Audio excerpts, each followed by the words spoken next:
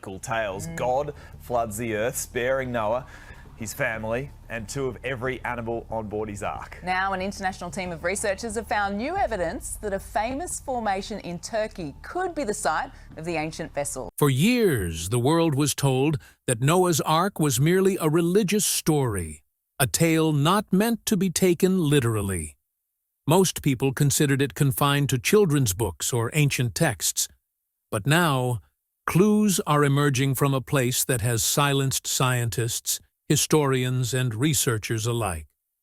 This place is not a museum, not a city, but hidden in a rugged and desolate mountainous region of Turkey, near Mount Ararat. Some time ago, a team of scientists noticed a strange formation there. From above, the land didn't look like an ordinary mountain. Its shape suggested that something massive was buried beneath the earth.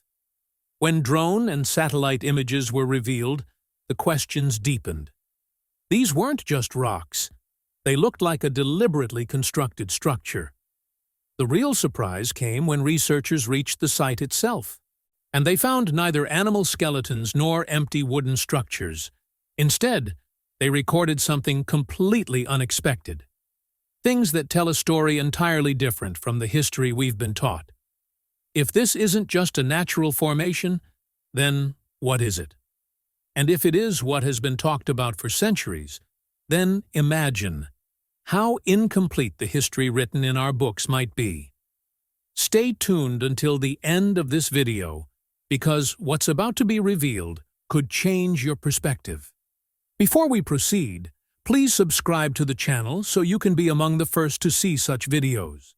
The place in question is known to locals as the Durupanar site. Its most distinctive feature is its shape. This land stretches for more than 500 feet. Some people found its dimensions similar to the size of the ark described in ancient stories. And no one could say for sure what it actually was, but its large and unusual shape was enough to attract attention. For many years, people considered it nothing more than a strange hill formation. But some researchers decided it would be better to investigate rather than just speculate. The team used modern technology for this purpose, employing scanners and special cameras that could reveal what lay beneath the soil and rocks.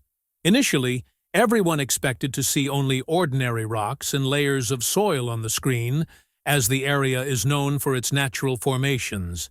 But what the scanning revealed surprised everyone. The images showed long, straight lines that didn't resemble natural structures at all. There were patterns inside that were highly organized, suggesting a deliberate structure hidden beneath the ground, with long passages or corridors running through it. Some sections even appeared to be layered on top of each other, like the remnants of a multi-story structure. In addition, different sections looked like rooms with clearly defined edges. Although the images weren't perfectly clear, it was evident that this was more than just a collection of rocks. When soil samples were taken from inside, the story became even more intriguing. The soil inside contained more organic matter than the soil outside, indicating that wood or other organic materials had once been present there. The levels of some minerals were also different, and the soil was found to be more acidic. Even the plants growing on the surface showed differences, suggesting that whatever was buried beneath was still affecting the ground above. During their research, the scientists also noticed some large stones scattered around the area. These stones were not like ordinary rocks. They were more like thick blocks, and they had round holes on their upper surfaces. They were scattered throughout the area, and locals said that these stones had always been there. Some early explorers had speculated that they might have been used in ancient times to anchor or moor a large ship. No concrete evidence was ever found, but these strange stones certainly raised questions. The people living in the surrounding villages also had their own stories about this place. Several families recounted hearing tales from their elders about this strange land and the mysterious things surrounding it. Although these stories could not be verified, it was clear that this place had been a source of curiosity, for generations. Many years ago, some explorers who visited the area also claimed to have found fragments in the ground that looked like petrified wood. Some also spoke of iron-like streaks in the soil, leading to speculation that these might be remnants of metal parts or large nails. These claims sparked considerable debate. Many experts refused to accept them, but these accounts prevented the place from being completely ignored. Over time, the Turkish government declared the entire area a protected site and designated it a national park of historical importance. This didn't solve any mysteries, but it did show that this land couldn't simply be dismissed as just another mountain. Recent scanning has reignited global discussion, as indications have emerged that something unusual and extraordinary might be buried beneath the soil. The scientists leading this research are both excited and cautious. They clearly state that what is currently visible are only preliminary indications. The real truth will only be revealed after more in-depth investigation or drilling. Only then will it be possible to determine whether there was ever a man-made structure there. Currently, the eyes of the entire world are fixed on that mountain, which may be hiding a forgotten truth of history within its depths. The research being conducted today regarding Noah's Ark didn't begin suddenly. Long ago, even before modern machinery and satellite imagery existed, people told strange stories about this area. Shepherds, soldiers, and travelers who roamed the snow-covered mountains of Turkey and Armenia often claimed to have seen something unusual there. Sometimes after the snow melted, and sometimes after landslides, they saw things that didn't resemble ordinary rocks. Some even claimed to have seen old wooden-like beams. No one could verify these claims, but they certainly raised questions in people's minds. These stories gradually spread by word of mouth and were passed down from generation to generation. Although there was no proof, the mystery persisted. Around 1900, Mount Ararat began to receive more attention. Some mountaineers claimed to have seen a large, dark shape beneath the snow. Others claimed to have seen wooden structures in caves.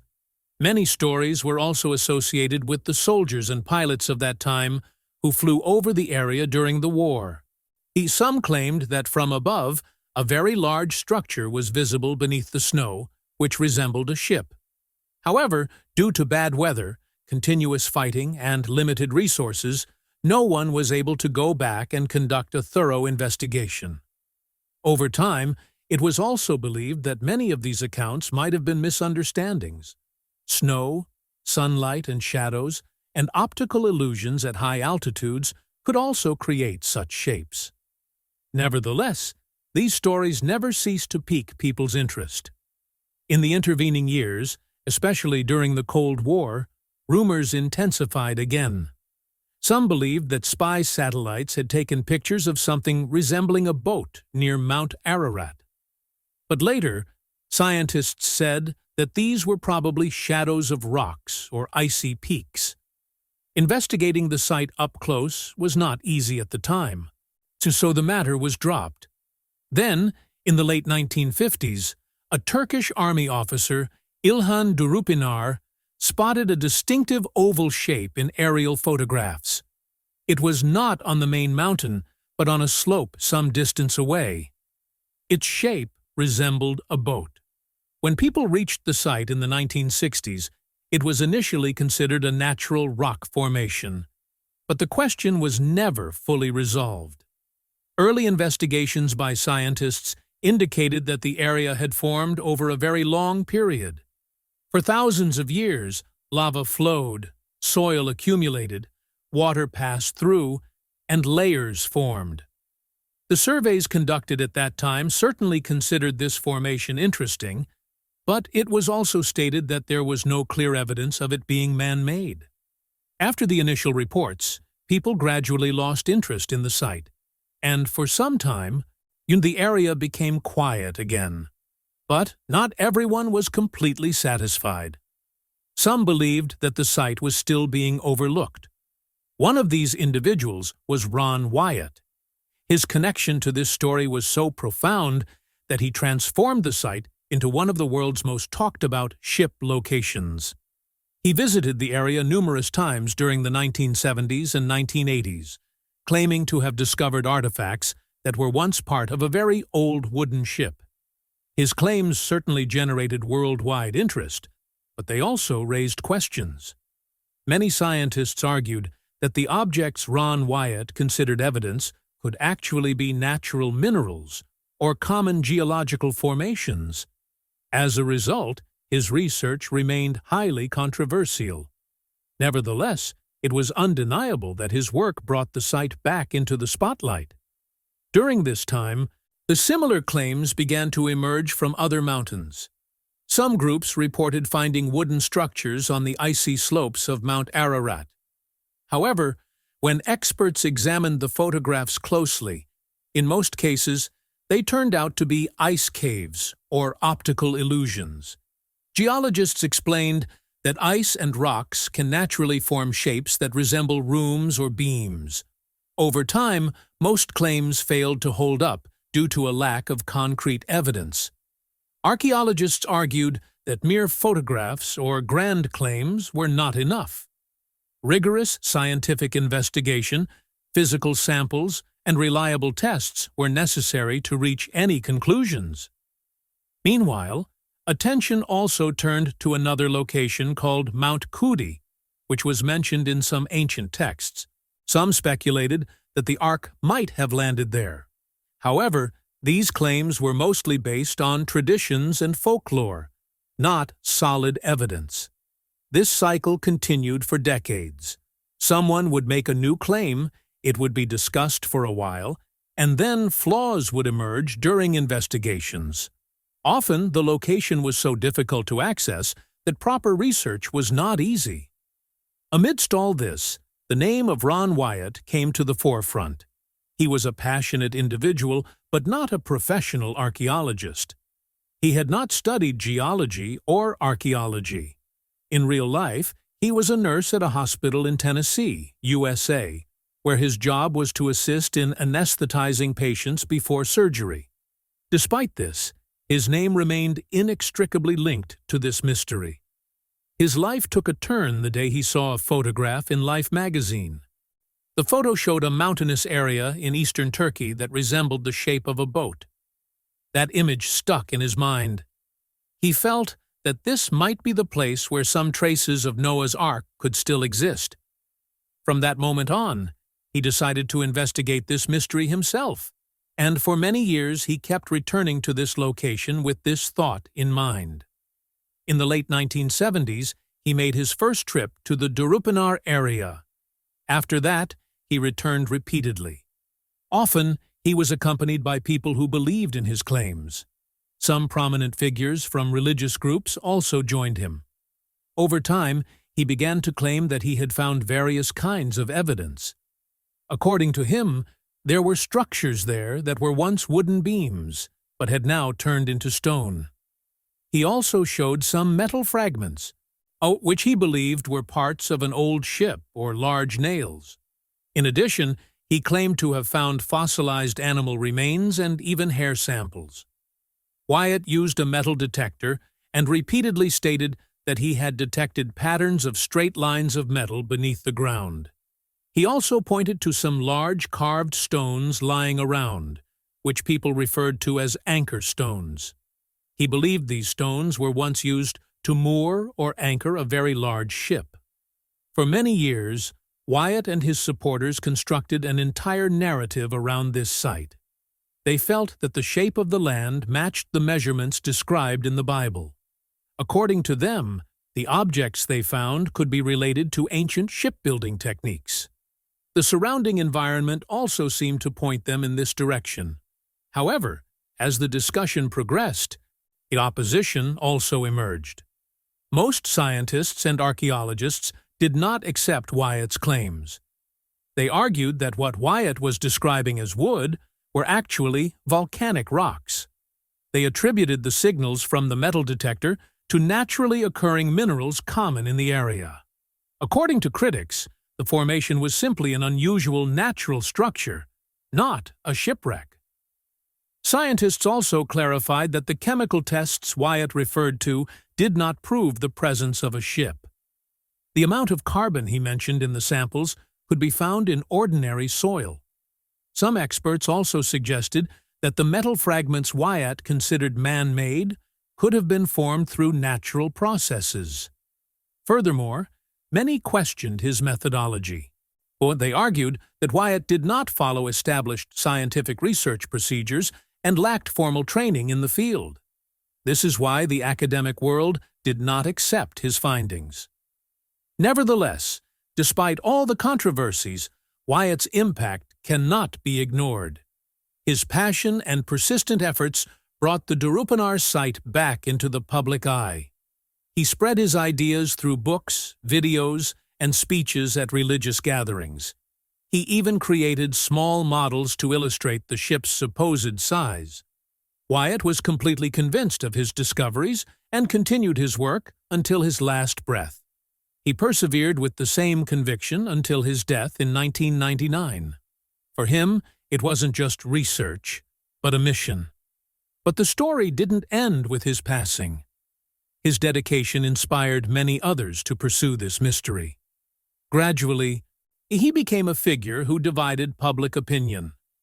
Some considered him a fearless explorer, willing to challenge conventional science to prove the accounts written in the Bible. Others felt that his enthusiasm was leading him to find meaning everywhere, whether it was there or not. But one thing is undeniable.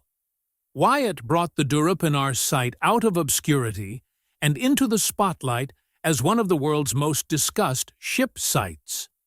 A place that was previously little known became the center of research and discussion related to Noah's Ark.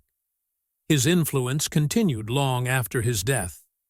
Those he inspired still ask questions, conduct research, and hold on to the hope that perhaps there is more truth to the ancient stories than we realize.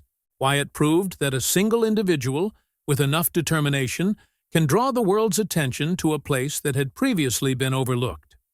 Whether his work was right or wrong is debatable, but he certainly paved the way for future researchers to examine the site with new methods and improved technology. The debate surrounding Noah's Ark continued long after his passing. However, as the discussion progressed, opposition also emerged. Most scientists and archaeologists did not accept Wyatt's claims. They argued that what Wyatt was describing as wood were actually volcanic rocks. They attributed the signals from the metal detector to naturally occurring minerals common in the area. According to critics, the formation was simply an unusual natural structure, not a shipwreck. The scientists also clarified that the chemical tests Wyatt referred to did not prove the presence of a ship. The amount of carbon he mentioned in the samples could be found in ordinary soil. Some experts also suggested that the metal fragments Wyatt considered man-made could have been formed through natural processes. Furthermore, many questioned his methodology. They argued that Wyatt did not follow established scientific research procedures and lacked formal training in the field. This is why the academic world did not accept his findings. Nevertheless, despite all the controversies, Wyatt's impact cannot be ignored. His passion and persistent efforts brought the Durupanar site back into the public eye. He spread his ideas through books, videos, and speeches at religious gatherings, and he even created small models to illustrate the ship's supposed size. Wyatt was completely convinced of his discoveries and continued his work until his last breath. He persevered with the same conviction until his death in 1999. For him, it wasn't just research, but a mission. But the story didn't end with his passing. His dedication inspired many others to pursue this mystery. Gradually, he became a figure who divided public opinion. Some considered him a fearless explorer, willing to challenge conventional science to prove the accounts written in the Bible. Others felt that his enthusiasm was leading him to find meaning everywhere, whether it was there or not. But one thing is undeniable. Wyatt brought the Darupanar site out of obscurity and into the spotlight as one of the world's most discussed ship sites. A place that was previously little known became the center of research and discussion related to Noah's Ark. His influence continued long after his death. Those he inspired still ask questions, conduct research, and hold on to the hope that perhaps there is more truth to the ancient stories than we realize. Wyatt proved that a single individual with enough determination can draw the world's attention to a place that had previously been overlooked. Whether his work was right or wrong is debatable, but he certainly paved the way for future researchers to examine the site with new methods and improved technology. The debate surrounding Noah's Ark continued long after his passing. And in addition, Jones's team also conducted soil and chemical tests. They took samples from inside the structure and from the surrounding ground. The report revealed that the soil inside contained more organic matter than the soil outside, meaning traces of things that were once alive. The soil inside also had a higher concentration of the mineral potassium. Furthermore, the soil acidity differed between the two locations. Some scientists believe these differences could be due to decaying wood or ancient organic material. Such traces could be formed if a large piece of wood had been buried there a very long time ago. However, Jones is very cautious in his statements. He clearly states that he has not yet found any piece of wood that can be directly identified as part of an ancient ship. And most of the evidence is currently based on indications and patterns, not on clearly visible artifacts. He does not claim to have found the entire ark. He says that for now, he can only say that there is something underground that appears to be a man-made structure. Jones and his team are also very careful about further investigations. They talk about future core drilling, which involves extracting thin samples from deep underground for direct analysis. But they emphasize that no excavation will be done without thorough preparation and safety plans. They believe that if the site is damaged in haste, crucial evidence could be lost forever. Therefore, they want to proceed slowly and thoughtfully, so that whatever is hidden there can be preserved and properly understood. The new research being conducted today has revived the questions raised by Ron Wyatt decades ago. The difference is in the approach. While Wyatt relied on his intuition, metal detectors, and small samples, Jones is now working with more advanced equipment, a better scientific understanding, and extensive planning. They are pursuing the same dream, but now with more deliberation, more testing, and a focus on what can actually be proven and what cannot. Jones is part of a new generation that combines enthusiasm with patience and connects hope directly to science. This is why both believers and skeptics are watching his work closely. The search for Noah's Ark has touched people in different ways because it combines faith, history, science, and human curiosity. For many Christians, the very idea that a ship-like structure might exist beneath the earth is emotionally resonant. It reminds them of the stories they heard as children, stories that have stayed with them.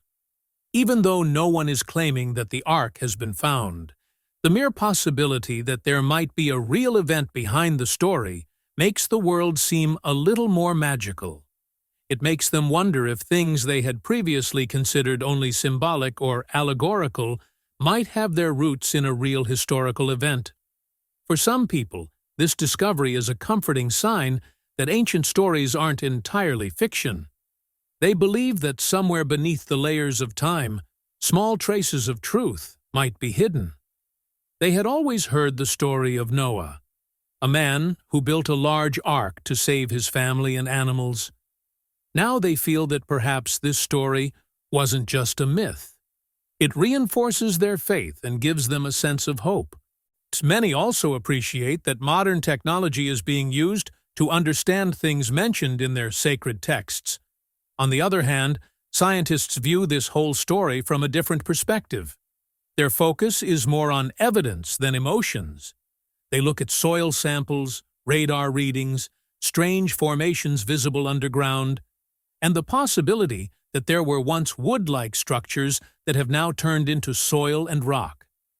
They find all of this interesting, but they don't want to jump to conclusions. For them, it's essential to measure everything, test repeatedly, and conduct further research on the ground. From their point of view, this is more of a scientific puzzle than a miracle, a question that provides an opportunity to understand the geography, history, and geological behavior of the region. This entire story surrounding Noah's Ark doesn't lead us to a single clear answer, but it certainly shows that human curiosity never stops. For decades, people have been pursuing the question of whether there is any real truth behind the ancient stories. Whether it's the Durapanar site, Ron Wyatt's obsession, or Andrew Jones's modern research, each era has tried to approach this mystery in its own way. Today's discoveries neither definitively confirm that the Ark has been found, nor do they prove that everything is just a figment of imagination. What emerges are clues, patterns, and questions that demand deeper investigation. For believers, it's a source of hope that science is now seriously considering stories that were previously dismissed as mere symbolism. For scientists, this presents a challenge, understanding the unusual structures hidden beneath the ground. Perhaps the truth lies somewhere in between. It's possible that something is buried beneath the surface of time that is beyond our comprehension. Or perhaps this is simply a reminder that history is not always as straightforward as it is written in books. The real significance of this story may be this: to keep asking questions, keep thinking, and keep searching for the truth with an open mind. If you enjoy such mysterious and research-based videos, subscribe to the channel now.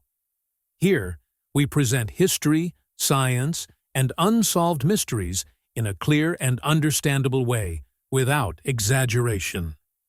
Subscribe so you can be the first to know the next truth.